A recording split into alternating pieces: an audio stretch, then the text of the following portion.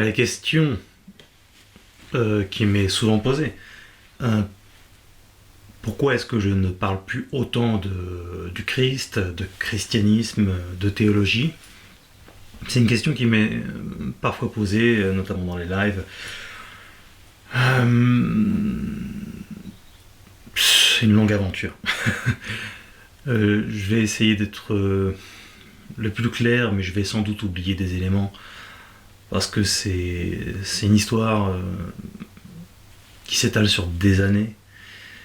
Donc je vais essayer d'être le plus clair possible et sans langue de bois, généralement comme à mon habitude. Donc évidemment ce que je vais dire va pas plaire à tout le temps beaucoup de monde, mais en même temps je le pense, donc autant le dire. Mais c'est vrai que je me suis... C'est pas que j'ai abordé de nouveaux sujets, parce que me connaissant moi-même, mon entourage, j'aborde des sujets depuis comme la cryptozoologie ou l'ufologie, la naturothérapie et d'autres thèmes qui sont les miens. En fait, je les abordais bien avant d'être chrétien. Alors certaines personnes viennent me caricaturer en me disant ah, maintenant tu parles de cryptozoologie, enfin de loup-garou, d'extraterrestres, de trucs comme ça. Mais en fait, ces gens-là me disent ça parce qu'ils ne me connaissent pas du tout. En vérité, contrairement à ce qu'ils pensent. Parce que ces thèmes-là, ces sujets-là, je les abordais bien avant 2012, année de ma conversion au christianisme. J'ai même baigné dans ces trucs-là. Donc en fait, c'est juste que parfois je fais ressurgir des thèmes du passé, mais que je n'avais jamais vraiment abandonnés. Et puis en tant qu'artiste, bah forcément, des fois, t'aimes bien revenir sur des thèmes que tu maîtrises un petit peu, que tu as eu le temps encore de méditer, que tu as pu améliorer. Donc en soi, ce que j'aborde comme thème aujourd'hui, en vérité, il n'y a rien de nouveau.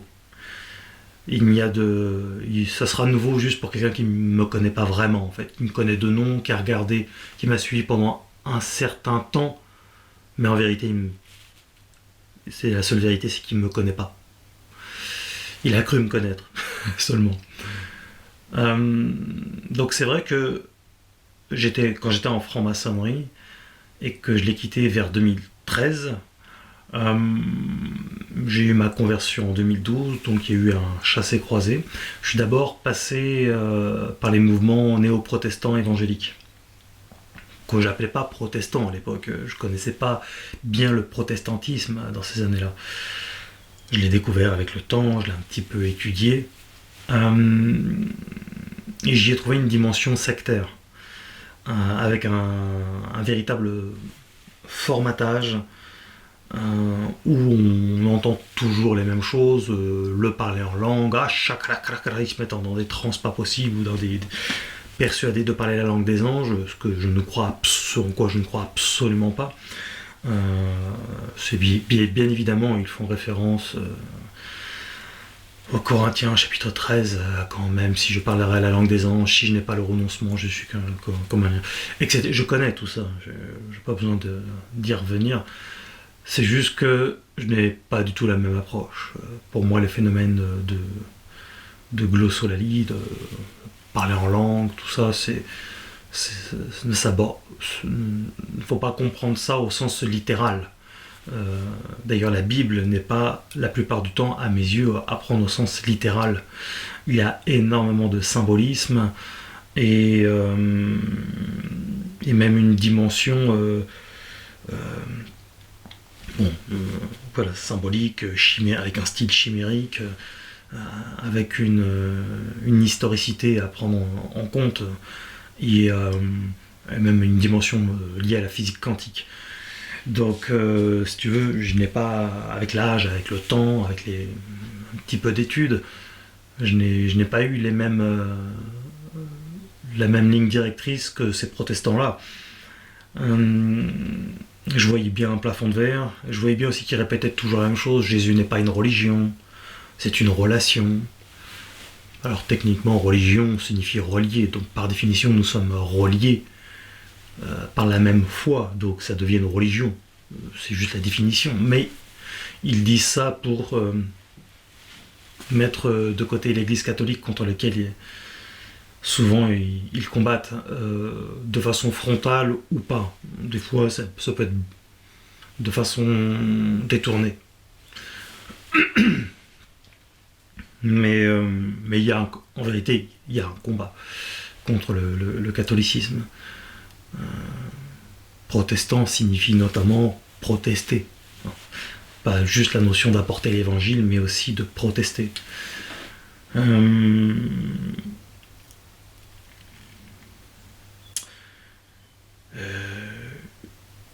Voilà, sola scriptura, l'écriture seule. Donc j'avais un problème avec ça aussi, puisque à répéter perpétuellement, mais c'est écrit où dans la Bible, c'est écrit où dans la Bible. Alors déjà, dans mon point de vue, c'est pas parce que ce n'est pas écrit dans la Bible que ce n'est pas possible. Donc il faut toujours prendre du recul. Tous les mystères de l'univers, du monde, des mondes subtils, spirituels, j'en passe, ne sont pas résumés dans la Bible. Ça ferait pas grand chose sinon. Puis il y a aussi comment ils comprennent la Bible. Parce que c'est facile de dire la Bible seule, mais étonnamment, dans les mondes protestants, il y a des milliers et des milliers de dénominations, ou de non-dénominations, mais je vais dire en esprit. Étrangement d'ailleurs, en parlant d'esprit, c'est que, tu vois, ils sont tous orientés vers le Saint-Esprit. Ils ont des ministères, hein, pasteurs, prophètes, ils sont plein de trucs, ou juste laïcs, mais en tout cas, beaucoup estiment avoir une forme de mission, quelque chose comme ça. Il y a une forme de syndrome du sauveur qui ne dit pas son nom, qui débarque. Et quand tu les écoutes, eux sont conduits par le Saint-Esprit. Alors que toi, non. Toi, t'es un pauvre con, toi, tu sais pas, tu connais rien, tu n'es pas bien guidé, parce que ceci, parce que plein de trucs. Tu peux pas comprendre. Eux, ils savent. Ils ont une sorte de science, ils sont... Donc là, je parle des néo-protestants. Le protestant te dira toujours « Je suis sans dénomination. Je suis ni protestant, je suis ni catholique, je suis ni orthodoxe. Je ne fais pas partie de... » Alors qu'en fait, ils se trompent. Ils sont toujours protestants, en fait. L'écriture seule, c'est ça, être protestant, techniquement. C'est issu de la réforme luthérienne. Donc, c'est juste, ils ne se rendent même pas compte, n'ont pas assez de recul et de connaissances pour s'apercevoir qu'ils sont en fait des néo-protestants qui s'ignorent. J'y ai trouvé beaucoup d'orgueil, de vanité, de mensonges, d'hypocrisie. Mais j'ai trouvé la même chose dans le catholicisme. Pas avec nécessairement toujours avec les mêmes défauts, mais au bout de environ 3 ans de néo-protestantisme, d'études, d'analyses, de conférences dans différents lieux, de rencontrer beaucoup de monde, tu vois quand même qu'il y a une dimension, un esprit sectaire. Si tu ne crois pas en Jésus-Christ, tu n'es pas sauvé. Si tu y crois, tu es sauvé. Ça va faire des milliards de gens en enfer. Imaginez. C'est pour ça que c'est important pour eux d'évangéliser, parce qu'ils s'imaginent qu'en fait tout le monde va en enfer. En fait, si ils ne le convertissent pas. C'est donc extrêmement important. En fait, la plupart le font avec beaucoup d'hypocrisie. Beaucoup cherchent à évangéliser, mais en fait, ils s'en foutent que les gens aillent au paradis ou en enfer. Ils s'écoutent parler et ils s'en foutent réellement de la veuve et de l'orphelin et j'en passe. C'est juste qu'en fait, ils ont une forme de zèle, souvent du nouveau-né, un zèle comme ça, évangéliste, et puis ils croient avoir une connaissance et ça leur fait du bien à eux-mêmes avant tout de la véhiculer comme ça et tenter de convertir les personnes. C'est très prosélyte et très sectaire comme esprit. Ils te disent tous que beaucoup d'appelés et peu d'élus. Donc ça voudrait dire donc peu d'élus, reprenons les paroles de Jésus, ça veut donc dire que très peu de gens vont en enfer, vont au paradis, pardon. Voilà. Étroit et le chemin qui mène au salut, spacieux, le chemin qui mène à la perdition. Je les connais par cœur, tous ces versets, je connais tous ces trucs-là. Celui qui croit en moi a la vie éternelle, celui qui ne croit pas en moi n'a pas la vie éternelle et demeure dans la mort, dit Jésus, etc. Je connais un petit peu depuis le temps. Sauf que je n'ai pas du tout la même lecture qu'eux. C'est la même approche que de ce genre de paroles. Donc je peux pas suivre ça. Puis, voilà, je vais pas rentrer dans toute une série d'explications de chaque verset, mais je veux dire, objectivement, ça serait ridicule de s'imaginer que tous les athées, et il y a des milliards qui meurent en étant athées, ou musulmans, ou bouddhistes, ou animistes, ou je ne sais quel iste, finissent en enfer, tu comprends. Donc c'est incohérent. On parle, comment veux-tu prêcher un Dieu d'amour et de miséricorde, sachant que beaucoup d'appelés et peu d'élus. Et on parle d'un Dieu de l'enfer, un Dieu de la mort, qui envoie finalement tout le monde en enfer, parce que imaginez par exemple un chrétien, je dis n'importe quoi, protestant ou néo-protestant, ou chrétien sans dénomination, comme ils aiment bien dire, mais en vérité donc protestant, devient, admettons, d'une branche dissidente du protestantisme, témoin de Jéhovah.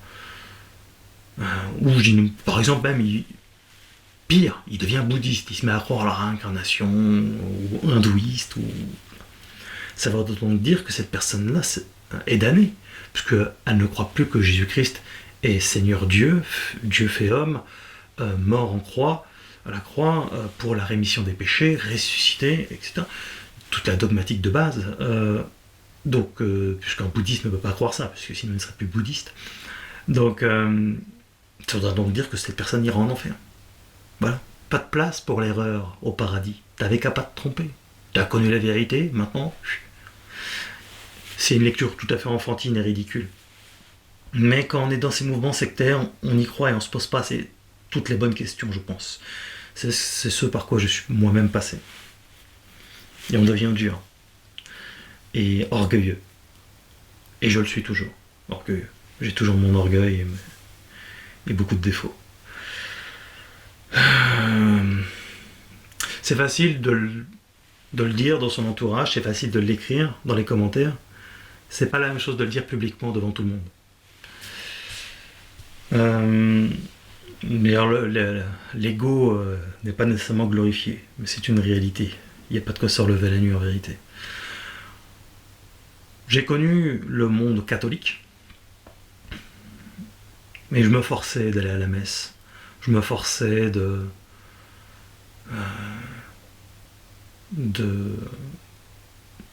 alors qu'en fait ça résonnait faux chez moi. J'ai côtoyé beaucoup de monde dans le catholicisme aussi, des prêtres. J'ai connu quelques évêques. J'ai connu très bien un prêtre exorciste, officiel, pas un marginal. J'ai même fait une interview avec, je sais pas ce qui devient d'ailleurs, c'était le père d'Alès. J'ai fait beaucoup de vidéos avec Arnaud Dumouche. Mec super sympa. C'est un ami. D'ailleurs, on a gardé contact. On a fait au moins une 50aine de vidéos ensemble, si ce n'est plus. On a fait beaucoup de choses ensemble sur le plan théologique et on a beaucoup échangé sous bien des points. J'ai rencontré surtout des traîtres, des gens qui m'ont fait énormément de mal, autant dans le catholicisme que dans le protestantisme. En fait, les personnes dans ma vie qui m'ont fait le plus de mal sont des chrétiens.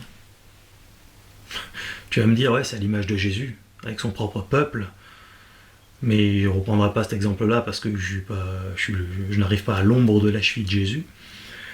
Donc, mais c'est une vérité. Ceux qui m'ont fait le plus de mal, vraiment, qui m'ont rejeté le plus, qui m'ont diffamé, qui m'ont trahi.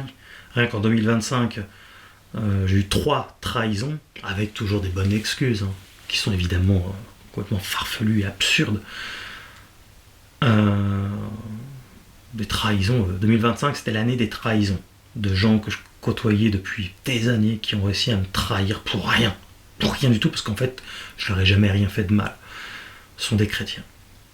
Et il y a des années en arrière, d'autres chrétiens m'avaient aussi trahi avec des choses dégueulasses et fausses. Et c'est extrêmement violent. Et je ne suis plus assez solide pour fréquenter le monde chrétien qui, à mes yeux, est trop dur. J'ai jamais eu autant de problèmes qu'en fréquentant le monde chrétien. Des vidéos à ne plus en finir contre moi, dégueulasses, complètement débiles, avec des phrases sorties de contexte, me revendiquant comme tout un tas de trucs incroyables, quoi. J'en ai appris des choses sur moi que je savais pas. Et on se dit, oui, c'est pas grave, tu les connais pas, faut être fort, faut être au-dessus de tout ça. Mais c'est occulter les émotions humaines, c'est occulter la dignité d'un humain. Et quand on a des dizaines, à un moment donné peut-être même des centaines de vidéos contre soi, je vous laisse vous imaginer, bah, on a un problème quand même. Je suis pas parfait, encore une fois, mais je mérite absolument pas tout ça. Toutes ces trahisons et toutes ces dégueulasseries en termes de vidéos à ne plus en finir, incroyables. Il en reste plein, et je m'étonne même que des gens aillent regarder ça des fois. Je me dis, putain. Mais je mérite pas ça, je mérite, objectivement, je sais pas pour me glorifier, je mérite mieux. Je suis pas une ordure, je suis pas quelqu'un de malsain. J'ai une vie saine, globalement. Je veux dire, voilà, je suis professeur de karaté aussi dans mon quotidien, j'ai une vie de sportif. Voilà, je suis diplômé pour ça, je fume pas, je bois pas, je parle souvent de naturothérapie, donc de la nature et de nutrition. Je parle très souvent de ces thèmes-là, que j'aime énormément et qui me... Voilà, je parle souvent de la dimension du jeûne et des bienfaits, tiens d'ailleurs, tu vois. L'OMAD, 100% OMAD, moi c'est ce que je pratique, one meal a day, un repas par jour, j'en parle souvent aussi. Pour quelqu'un qui me découvre aujourd'hui, il va se dire « Ah bah c'est nouveau !» Non, c'est pas nouveau, c'est pas du tout nouveau, ça fait des années, c'est juste que tu ne me connais pas. Et je bois un coup du coup, à ta santé, en faveur de l'OMAD, le jeûne.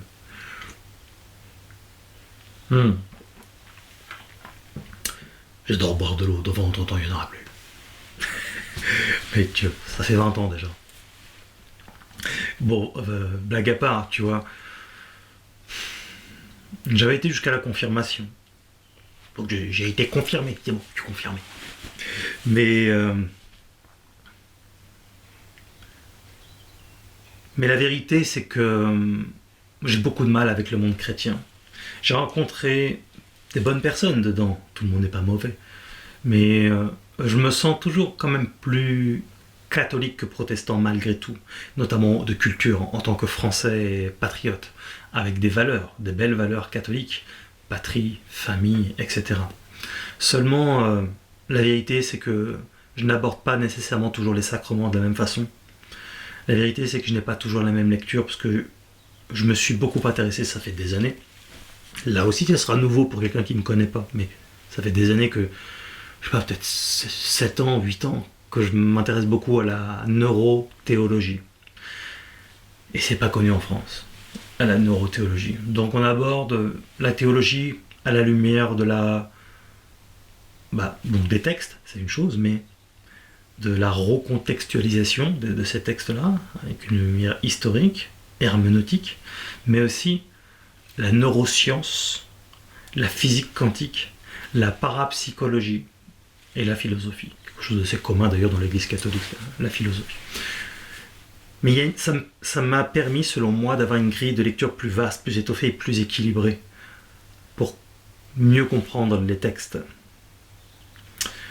La dimension prophétique, mais aussi la dimension de nos caractéristiques humaines, qu'on appelle dons, qui ne sont pour moi pas des dons, mais des caractéristiques humaines bien présentes, plus ou moins développées chez les personnes.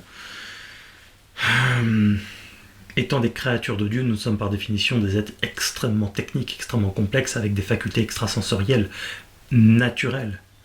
Je n'aime pas trop la dimension de don parce qu'elle a tendance à faire prendre la grosse tête à un certain nombre. Mais tout ce qui est magnétisme curatif, tout ce qui est médiumnité, tout ce qui est lévitation, télékinésie, et j'en passe, selon moi, ne sont pas du tout des dons qui viennent de Dieu ou du diable ou des démons au sens strict du terme. Selon moi, ce sont des caractéristiques humaines, électromagnétiques, vibratoires, car tout est vibration, tout est énergie. Et je ne suis pas du tout dans le New Age ou spécialement dans l'ésotérisme. C'est juste que c'est une réalité. Tout est électricité, tout est énergie, tout est vibratoire et les vibrations contiennent de l'information et ont une action. Et des études scientifiques sont très sérieuses, existent sur tous ces sujets-là. C'est pas moi qui l'invente. Donc c'est juste que je me suis un petit peu instruit. Donc, à mes yeux, une approche beaucoup plus équilibrée des textes serait plutôt dans la neurothéologie. Quand par exemple on parle de l'Arche d'Alliance, la façon dont il est construit, la façon dont le grand prêtre est habillé, pour moi, il y a une lecture liée à la physique quantique. Et de mon point de vue, c'est l'Arche d'Alliance contient beaucoup de symboles, mais au-delà de ça, c'est une sorte d'antenne électromagnétique en fait, qui génère un champ vibratoire très, très élevé. Alors là, on n'a pas le temps d'entrer dans tous ces détails, mais si vous voulez, il n'y a pas de hasard dans les textes. Quand on s'intéresse vraiment à ces détails, on se demande mais pourquoi Dieu demande à ce que il y ait de l'or. Est-ce que c'est juste parce que c'est un symbole de royauté, parce que c'est joli, parce que c'est c'est quelque chose de noble, etc. Ou est-ce qu'en fait il n'y a pas quelque chose de plus? Comment ça se fait que tout est aussi codifié, précis, au millimètre près, pour tout d'ailleurs. À l'époque, ils n'émettaient pas le terme de physique quantique, mais je crois qu'il y a un savoir perdu. Et je crois que les églises sont aussi des lieux hautement telluriques, qui n'ont pas été placés n'importe où, n'importe comment, mais sur des zones fortement énergétiques, telluriques. Le son et les notes des orgues ne sont pas hasardeux. Les vitraux, surtout fut une époque, étaient faits pour augmenter le champ vibratoire des prières, comme la sonorité de l'orgue. Les chants aussi, etc. Il y a une dimension profondément énergétique dans tout ça. Ça me semble, je vais en blesser beaucoup, mais ça me semble enfantin de croire que répéter machinalement un je vous salue Marie, pleine de grâce, le Seigneur est à vous, vous êtes bénie entre toutes les femmes, Jésus, le fruit de vos entrailles, béni, Sainte Marie, Mère de Dieu. Je connais tout ça, mais ça me semble étrange. Ça me semblait étrange dans mon étude que de s'imaginer qu'en fait la Sainte Vierge Marie, qui est une créature existante et qui est vénérable, qu'on n'adore pas mais qui est tout à fait vénérable parce que c'est quand même la mère de Dieu fait homme, c'est pas rien. Donc on imagine qu'elle a une haute, que lors de son passage sur Terre, elle avait déjà une haute connaissance et un parcours tout à fait exemplaire. Donc je n'ai pas de mal à croire en son immaculée conception, au sens parfait du terme, parce que quand on est avec Dieu continuellement, on n'a pas envie de faire des conneries. On s'alimente aussi d'un savoir. On a l'esprit déjà dans l'au-delà, j'ai envie de dire. On a une élévation d'esprit bien particulière. Donc on imagine bien que Marie n'était pas une souillure et une pécheresse. D'ailleurs, elle disait elle-même, tout ce que mon fils vous dit de faire, faites-le. À comprendre, moi aussi je le fais du coup. Hein. Je vous dis pas de le faire, mais moi je fais rien, etc. Il y a plein d'éléments comme ça. Hein. Elle était jusqu'à la croix avec son fils. Et bon bref, le fait de ces prières, ces chapelets, etc. me semblait très répétitif et même presque anti-biblique dans le sens où ne rabâchez pas vos prières, de vaines prières, s'imaginant qu'elles seront plus exaucées. C'est ce que dit Jésus. Et on voit tout un tas de personnes, chez les protestants aussi, on a la même chose, ils répètent, ils rabâchent. Hosanna, ô Père des Pères, Alléluia, Amen, Amen, Amen, Amen, Amen. Ils répètent tous les mêmes choses, c'est un formatage. Et ils répètent, Seigneur, merci parce que tu es le Seigneur des Seigneurs, merci mon Père, merci mon Dieu parce que tu nous apportes le salut, merci. Puis ils répètent toujours. Et ça vient presque, on entre dans des lamentations, etc. Pour moi, on entre dans quelque chose d'assez, sectaire et incohérent, enfantin, presque. C'est une vision de Dieu, une approche de la prière qui m'est assez étrangère. Je dis pas qu'on peut pas, on peut demander des choses à Dieu, des choses, bien sûr, mais c'est cette répétition et cette lamentation perpétuelle qui me posait problème. Je pense vraiment que lorsque il y a, au moment où on parle, par exemple, enfin où je parle pas de moi à la troisième personne, mais je t'incluais, c'est que, même si tu parles pas d'ailleurs, c'est juste que, ce que je veux dire par là, tu vois, c'est que au moment où je parle, il y a sans doute des dizaines de millions de personnes qui prient la Sainte Vierge. Des millions ou des dizaines, enfin voilà, beaucoup. Ça m'étonnerait que la Sainte Vierge, en tant que créature multiloque, hein, ça veut dire ça veut dire apparaître à des millions d'endroits en même temps, pour écouter chaque personne individuellement rabâcher la même prière ou une autre prière en sa faveur. Non. De mon point de vue, on est plus dans une dimension énergétique. Je sais que les chrétiens n'aiment pas le mot énergie, pourtant les énergies existent. Et un champ vibratoire est une énergie. Et c'est ce qui se passe, à mes yeux. C'est que les sujets, les personnes priant, se connectent à un champ vibratoire qu'on appelle aussi égrégore. Mais je veux dire, c'est un champ vibratoire qui existe et qui est relié à cette femme si parfaite. Exceptionnellement parfaite d'ailleurs, parce que techniquement, au-delà de ça, seul Jésus est parfait. Et c'est pas pour cause, il est Dieu. Donc c'est pas comme si c'était pas Dieu. Mais ouais, ça c'est... Je pourrais en parler longuement, mais c'est une approche beaucoup plus cohérente pour moi. Une prière n'est pas nécessairement orale, même si elle augmente le champ vibratoire. Elle peut être interne aussi. La puissance de l'esprit, la puissance de la prière déplace des montagnes. Des études très intéressantes ont été faites à ce sujet-là. Sur l'eau, sur les plantes, sur les humains, sur la matière. Il y a des études notamment qui ont été faites, je crois de mémoire que c'était à Washington, où il y a un taux de délinquance très très très très élevé là-bas. Pas que là-bas, tu vas me dire.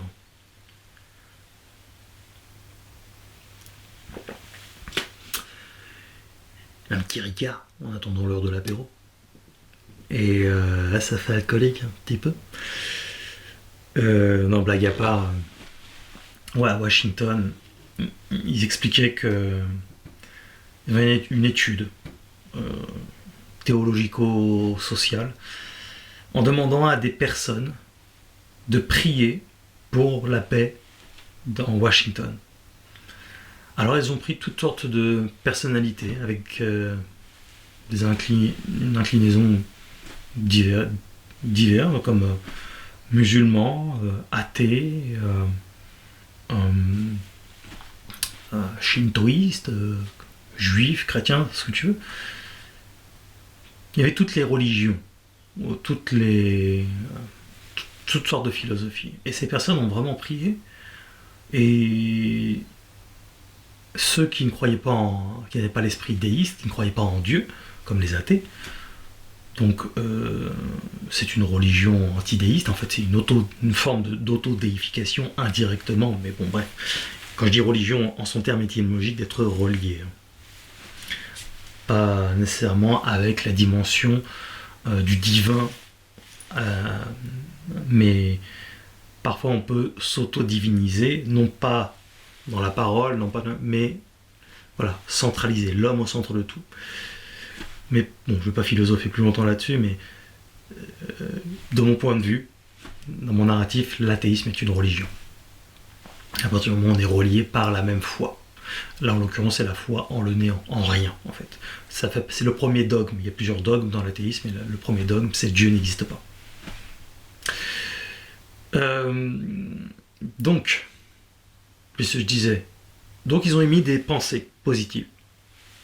Et ils se sont aperçus, au bout de quelques mois, que la délinquance avait baissé de 30% à Washington. Et d'autres études ont été faites là-dessus, hein. La puissance de l'esprit. Quand Jésus dit « Croyez que vous l'avez reçu, et vous le recevrez. Tout ce que vous voulez, demandez-le en mon nom, et vous le recevrez. Croyez que vous l'avez reçu. Pas croyez que vous allez le recevoir. Croyez que vous l'avez reçu. On entre dans un champ quantique, vibratoire différent. Quand tu crois que tu as déjà reçu, quand tu vis les choses comme si elles étaient au présent, ce n'est pas le même champ vibratoire que quand tu vibres le manque. J'aimerais avoir. Tout ce que j'ai fait, vous pouvez le faire, et vous pouvez même faire des choses encore plus grandes, dit Jésus. Évidemment, c'est pas moi qui le dis. Je pense pas que Jésus soit un menteur. Enfin, je le dis du coup parce que... Et je le crois, mais je veux dire, la base, c'est Jésus. Tout ce que j'ai fait, vous pouvez le faire, et vous pouvez même faire des choses encore plus grandes. Dans ma lecture, c'est que ce qu'il a fait, si les verrous du subconscient et la connaissance quantique étaient élevés, effectivement, on pourrait effectivement faire des choses, des actions comme le Christ. Mais je crois vraiment que cette parole a une dimension prophétique qui va au-delà de la mort, c'est-à-dire de ce monde, où lorsque l'on arrive de l'autre côté,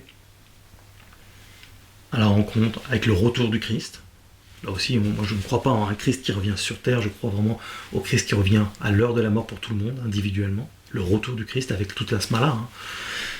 Tes amis, tes proches, tes machins, des gens que tu connais pas, des créatures diverses et variées qu'on ne connaît pas. On peut tout imaginer, on ne connaît pas, on ne sait pas. Donc, et là, quand on entre de l'autre côté, et qu'on accepte le Christ, et je crois vraiment que l'écrasante majorité l'accepte, je ne crois pas que Dieu rate son plan avec l'humain, je crois vraiment que l'écrasante majorité ne se damne pas, je crois qu'ils fléchissent les genoux et qu'ils aiment profondément Dieu, car l'homme est fait pour l'amour, la paix et la vérité. À la base, on se perd tous, moi le premier, on se perd tous dans plein de trucs, mais quand tu arrives de l'autre côté, c'est une révélation, et alors tu deviens un être glorieux, tu deviens parfait. Soyez parfait comme le Père est parfait. Et c'est à ce moment-là qu'on peut devenir parfait et qu'on peut devenir vraiment qui nous sommes vraiment, dans notre essence divine, avec l'étincelle du Dieu créateur de toutes choses de l'univers, de toutes les civilisations dans le monde, dans l'univers, pardon, et dans les univers, et dans les mondes subtils qu'on ne voit pas, qu'on ne peut pas voir avec nos propres sens. Mais, je veux dire, alors oui, toutes ces facultés, comme on le voit, Jésus, quand il ressuscite, il traverse les murs, tout ça. C'est au-delà de l'humain. Et là, on devient qui nous sommes, qui nous devons être réellement, qui nous sommes vraiment dans notre essence. Avec une âme bien définie, nous ne sommes pas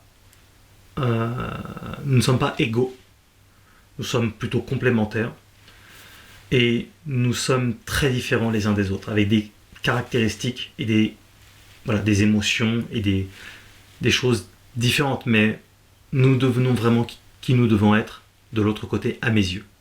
Ce parcours-là sur Terre est une forme pour moi de stage, d'apprentissage, à apprendre qui on est. Et ceux qui arrivent à l'heure de la mort, de façon parfois même préméditée, des enfants qui meurent, les bombes, les machins, les trucs, enfin, tout ce que la violence engendre contre l'homme, ces personnes-là vont évoluer de l'autre côté aussi, et apprendre qui ils sont, et quel est le dessein de Dieu. Donc, moi, tu vois, j'ai une lecture qui va plus dans ce sens-là. Il y a encore beaucoup de choses à dire. En me disant ça, je me dis, je devrais parler de ci, je devrais parler de ça, et puis un sujet en amène un autre, et c'est très compliqué de tout synthétiser. Mais, voilà, si vous dites à cette tempête de s'arrêter, elle s'arrêtera. Si vous dites à cette montagne de s'arrêter, de se déplacer, parce qu'elle est déjà arrêtée, la montagne, elle se déplacera, etc. Nous avons des facultés extrasensorielles en nous et non exploitées. Homme de peu de foi. Donc,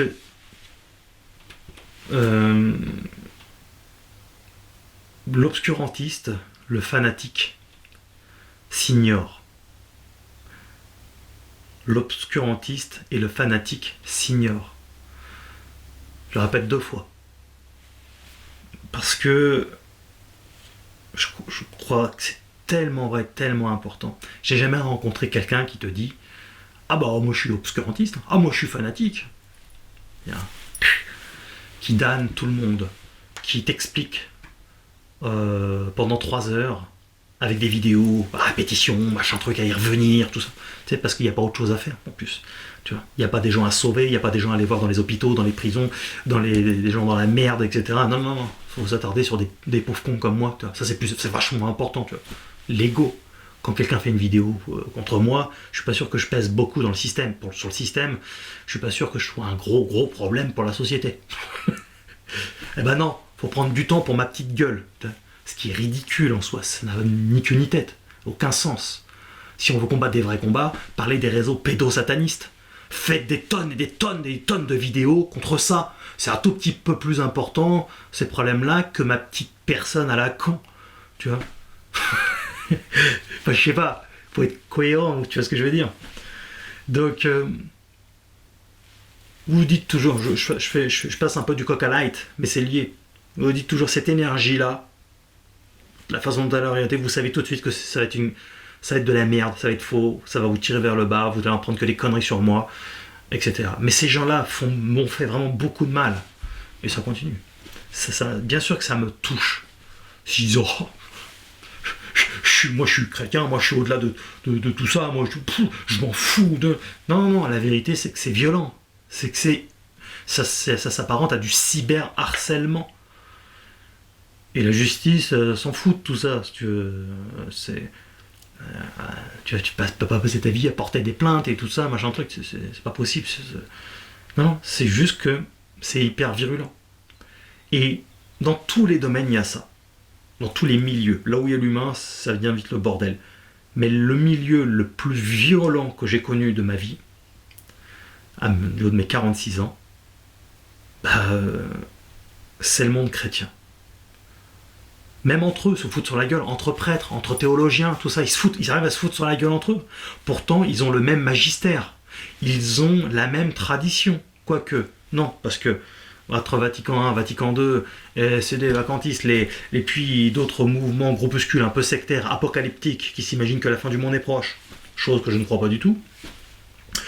Enfin, La fin du monde au sens cataclysmique, Troisième Guerre mondiale, merci, au revoir, il y aura quelques petites milices, quelques petites organisations qui vont survivre de leur côté parce qu'ils auront tout anticipé, soit avec des bunkers, des abris et de la bouffe, etc. J'y crois pas une seconde. Ça, pour moi, c'est l'appareil fanatique, obscurantiste. Tu vois, on se rend même plus compte en fait. Ils ont le catholicisme peut vite prendre des allures de mouvement sectaire. Secte, ça veut dire diviser, sectionner, sectarer, diviser, tu vois, en petits groupes, étymologiquement. Religion, c'est censé être noble, c'est censé être un courant de pensée philosophico-spirituel, à différents degrés, qui te rassemble au sens le plus large et noble du terme. C'est très bien de se rassembler. Voilà. Mais, parfois, on y retrouve l'esprit sectaire. Moi, je sais mieux que toi. Moi, ceci, moi, cela, machin truc. Et ils jugent tout le temps. Alors, attention, il y a plusieurs façons de juger. Mais je parle de jugement dont Jésus parlait. Ne juge pas afin de ne pas être jugé, car on te jugera de la même façon dont tu juges les autres. Il parlait précisément dans ce contexte-là de jugement de condamnation. Tu ne crois pas en moi, tu vas aller en enfer, espèce de petit ton.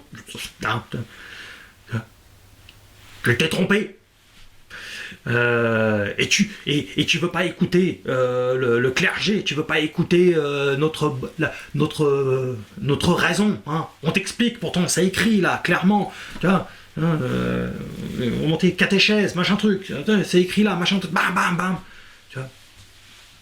Tu te trompes. Et donc, en fait, il y a un arrière-plan de damnation, d'ailleurs. C'est l'archétype même des mouvements sectaires, c'est la damnation et le discours apocalyptique. La fin du monde est proche. Jésus revient. Ce sont les deux esprits sectaires les plus récurrents dans ces milieux-là. Si tu ne m'écoutes pas, tu es damné. Moi, on n'est pas obligé de m'écouter et vous serez sans doute pas damné. Hein. Je ne crois pas du tout. Je veux dire, je n'ai pas le syndrome du sauveur. Ce dont je parle, c'est ce en quoi je crois, mais je peux me tromper et je m'en fais pas une seconde parce que je ne vis pas avec la peur de Dieu. Si je me trompe, eh bien Dieu me dira évidemment pas en toute logique, eh ben tu t'es trompé, t'avais qu'à pas te tromper. Tu le savais en plus, il y a des gens qui te l'avaient dit, des bonnes âmes que j'avais mis sur ton chemin, qui t'avaient... C'est ridicule. Donc, si je me trompe, eh ben c'est pas grave, j'aurais fait de mon mieux et peut-être que je me serais pas trompé sur toute la ligne d'ailleurs, mais bon, partiellement, tout ça. En fait, voilà, on est tous largement faillibles, largement. À commencer par ceux qui s'imaginent ne pas trop l'être, puisqu'ils seraient sous l'influence du Saint-Esprit ou sous l'influence d'un magistère qui leur explique les choses et du coup ça devient infaillible. Beaucoup de prudence, beaucoup de souplesse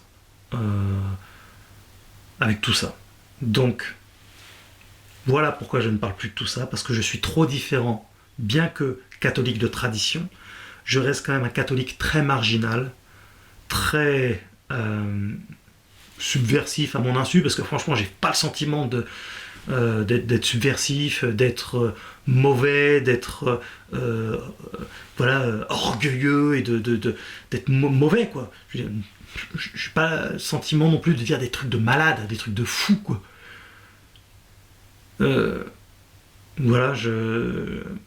Mais effectivement, je me suis fait rejeter de plusieurs églises. J'ai vécu un nombre incalculable de trucs dans les églises. Et voilà. Je veux bien faire... T'imagines le mec hypocrite, tu sais, ouais, faut aller à la messe, tout ça, machin, tous les dimanches, tout ça, mais ça me parle pas, ça ne résonne pas de la même... C'est le cas de le dire, je suis pas dans cette résonance, dans ces dimensions vibratoires, ça ne me parle pas, et je n'ai pas la même lecture de la messe, même, qui a beaucoup évolué hein, de siècle en siècle, soit dit en passant. En 2 millénaires, je vous garantis qu'il y a eu des tonnes et des tonnes d'évolution là-dedans, mais peu importe. les hôpitaux, les églises sont à la base des centres d'accueil pour les malades et des lieux de prière. Hein. Chose qui s'est malheureusement perdue, d'ailleurs. Alors, les personnes se rassemblaient pour prier, faisaient des réunions de prière dans les églises pour pour guérir les personnes par un champ vibratoire. Et nous sommes principalement constitués d'eau, d'électricité, de matière brute, organique, mais donc réceptifs à ces champs vibratoires, tout à fait réceptifs. Regardez les études sur l'eau. Comment, en disant de belles choses à de l'eau, ça peut paraître con de dire comme ça, mais je t'aime, t'es belle, t'es sympa, t'es plutôt cool. Mais que des mots à la con comme ça. Si, t'es plutôt jolie, t'es sympa. Je m'entends plutôt bien avec toi, t'es gentil, tu me contredis pas, là. Contrairement à ma bonne femme. Non, ah. Donc, c'est. Les molécules changent de forme. A contrario, si tu dis espèce de grosse pipe,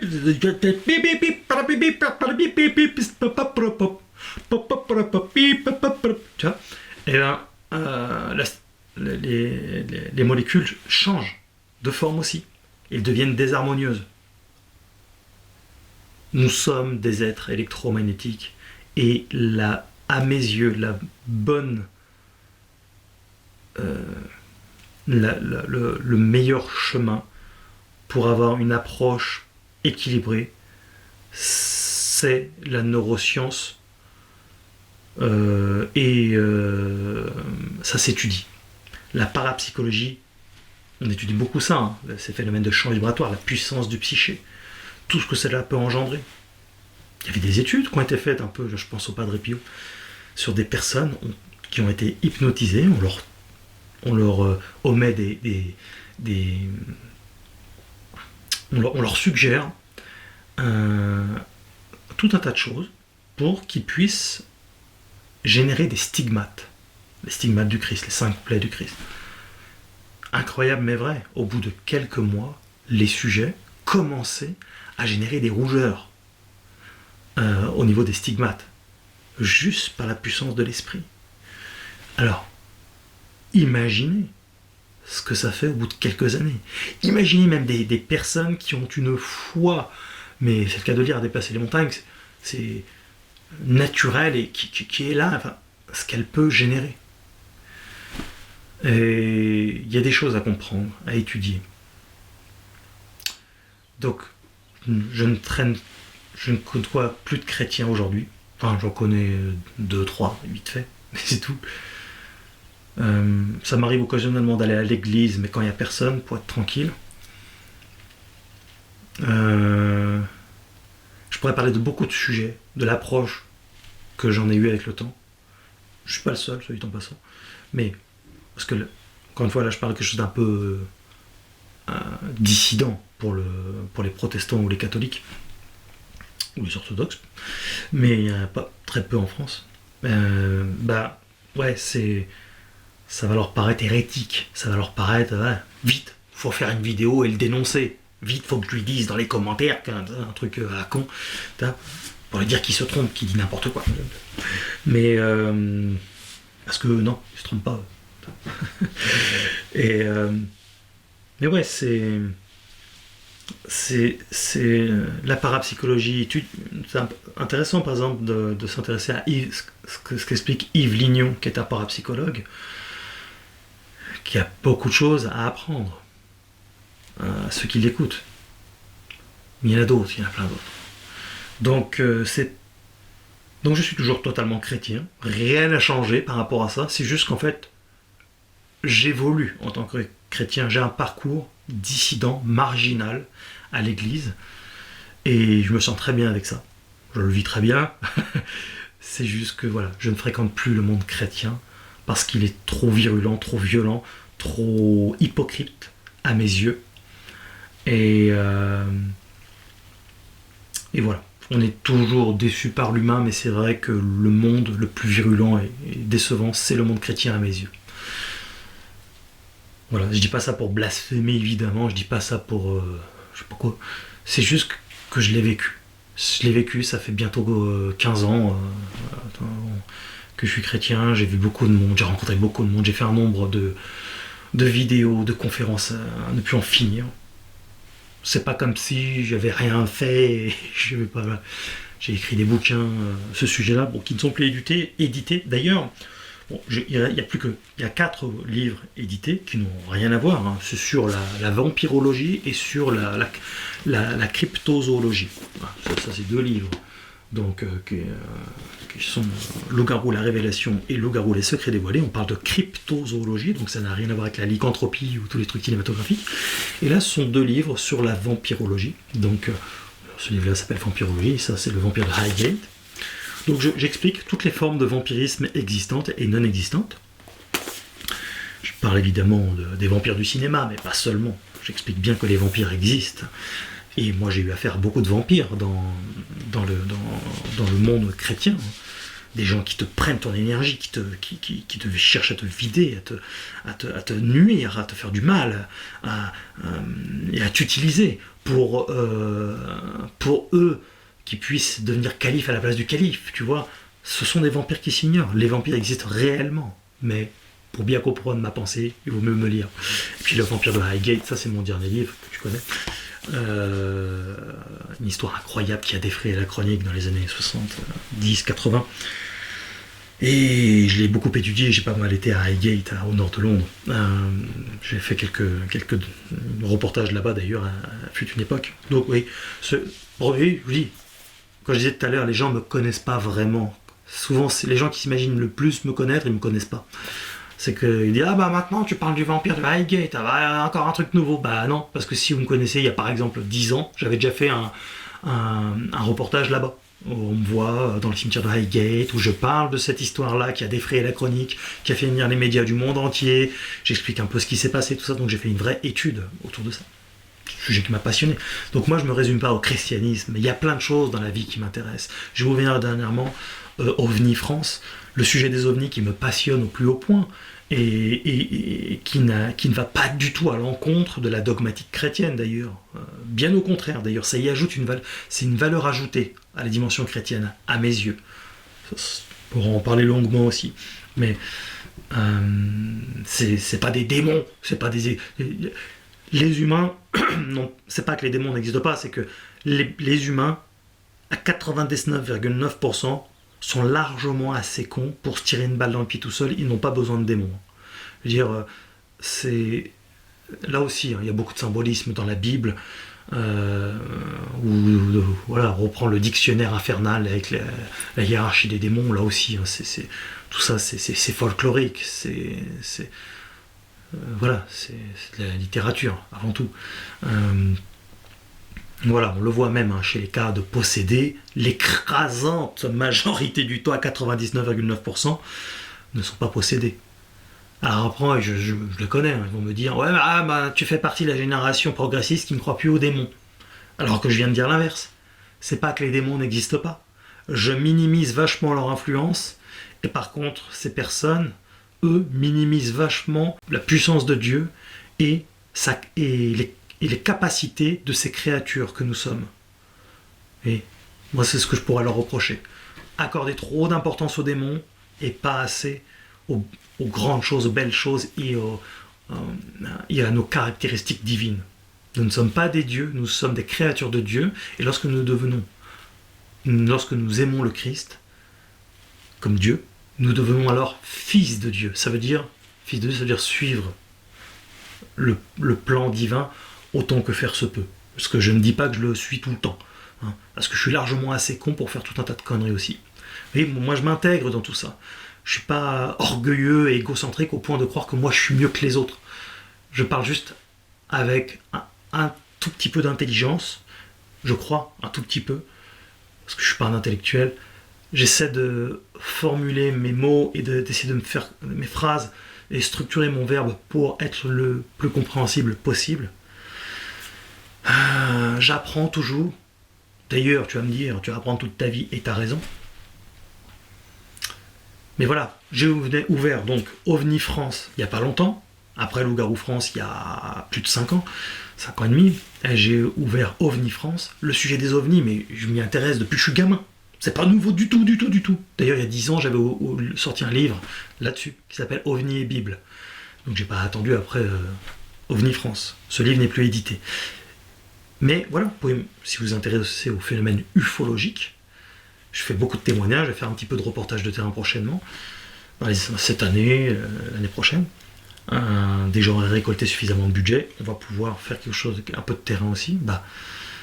C'est un sujet fabuleux, passionnant, et qui ne se résume pas à l'influence des démons. Mais il faut le connaître, ce sujet-là aussi, toujours pareil. Quand on ne connaît pas, tout de suite, quand on ne connaît pas un sujet, c'est la peur qui intervient, soit on se moque, soit on se transforme en obscurantiste en disant mais c'est toujours des démons. Tout s'explique comme ça. C'est le résumé, bam, bam, terminé.